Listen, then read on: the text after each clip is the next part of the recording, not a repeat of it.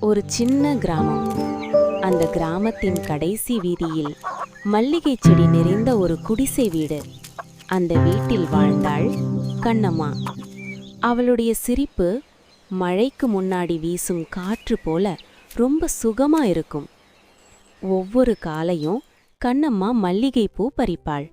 அதை கோவிலுக்கு கொண்டு போய் வைப்பாள். பூவுக்கே நன்றி சொல்லணும்னு அவள் எப்போதும் சொல்வாள். ஒரு நாள் நீண்ட வறட்சி முடிந்து முதல் மழை பெய்தது. எல்லாரும் வீட்டுக்குள்ள ஓடினாங்க.